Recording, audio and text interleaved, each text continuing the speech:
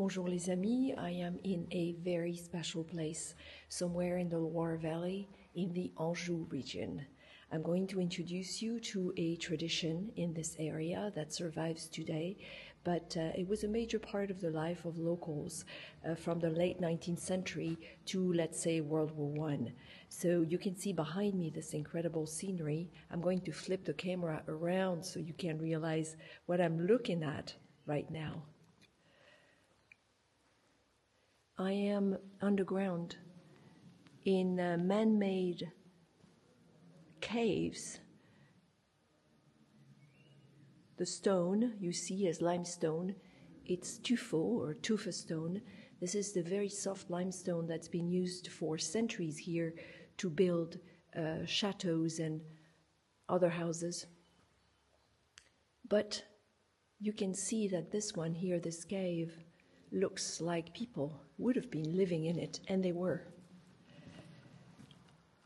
A tradition came out in this area and in the Touraine region where I'm from when vines or vineyards were attacked by a pest called the Phylloxera at the end of the 19th century. When that happened, a large part of the vineyards in France and in Europe and in this area in particular were destroyed by that pest, and it took decades for them to bounce back from it. They had to figure out a way to survive, and so they had orchards here. They had apples, they had pears, and they decided to preserve them and rehydrate them. So this is the process here. It's called the Pommes Tapées, and pomme apple, tapé, to hit, to flatten. This is what they do here in the Anjou region. They focus on pears in other areas like the Touraine where I live. So they would harvest the apples, they would peel them before they were ripe, they would put them on flat crates, and then they would take them inside ovens where the apples for at least 5 days were dehydrated. You can see one of these ovens here. They were dehydrated, and when they took them out, they would flatten them, tapé, to hit. They would flatten them with little hammers I will show you a little later. And the perk of doing this was that those apples could be preserved for a long, long time with all their vitamins in it. And they could be later rehydrated if people wanted to do that in alcohol or in other liquids. You can see the perk for sailors, for example. We're not very far from the Loire here in the lovely village of Turquant.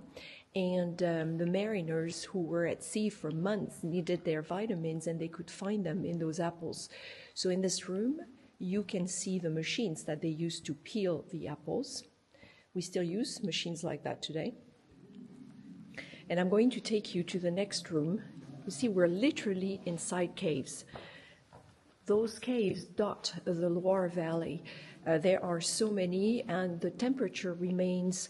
It's great to preserve wine, to store wine, because those caves remain at a temperature of about 15, 16 Celsius tops. So how did they flatten those apples once they had been dehydrated in the ovens? Well, they had a system of hammers like the two you see here. You'd have two people facing each other. You can see the hammer is hooked to the table here, to the little piece of furniture, so it's easier for the person to just lift the handle here, and the apple would be right under this part and would be flattened. And they did them, one after the other. And it wasn't, we can't imagine them to be very, very sad. Yes, they did work here underground, but they would chant and they would dance, or maybe not dance, but sing and chat. And it was quite a lively affair. Now, dancing might have been a little hard as they were working. In the Touraine region where I'm from, they do this with pears more than apples.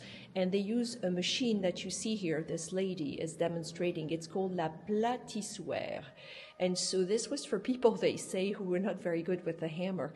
But with this machine, you could really flatten an apple or a pear.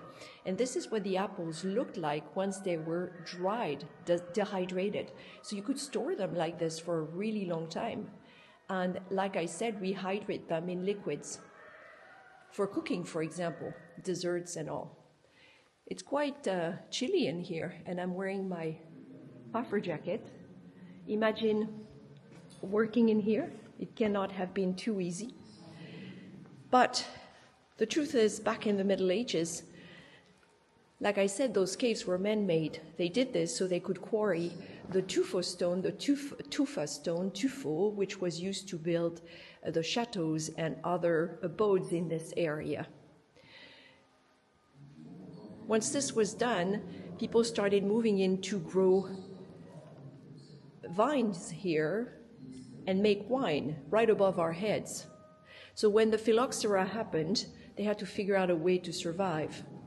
And they did this for several decades because the Phylloxera really wiped out most of the vineyards in this area. But then the wine industry returned, the activity, and we are in the Saumur, Saumurois, the Saumur area, lots of famous ones here, like the Saumur Champigny, for example. And so the activity linked to the wine returned right before World War I. So by the 1920s, once again, you had people here storing wine, making wine, and les poires tapées, or les pommes tapées, disappeared for a while.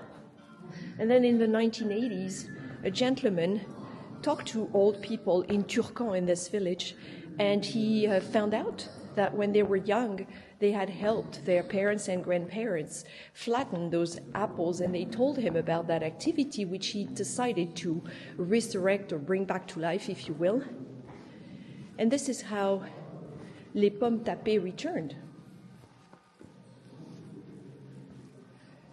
So today, this is the museum of the Pommes Tapées, and Turquant is known as the capital of the Pommes Tapées. They're quite famous for it.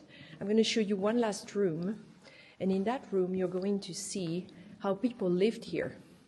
In the Middle Ages, people lived in those caves, entire families, and they have recreated a home. This home actually dates back, would have been in the 19th century. So you can see this was happening quite late. So a family of at least 10, 12 people would have lived in here. You see the fireplace. Imagine how dark that must have been. So there was a big fireplace to keep warm. Sometimes they would try and create openings or windows to bring in more light. But you did have people living in those caves all over the Loire Valley. Those homes are called Troglodytic homes, Troglo for short, and the people who lived in them they called Troglodytes. So I thought you'd enjoy seeing this, discovering the way people used to live back in the day, some of them at least, in the Loire Valley, and also this very interesting activity, les pommes tapées or les poires tapées. So you can come to Turquant, you can visit Turquant and the museum, and you can buy some of these dried apples, bring them home, whether they're dry or they've been rehydrated in local wines and spirits. Always a fun experience. You can sample them as is, or you can cook with them.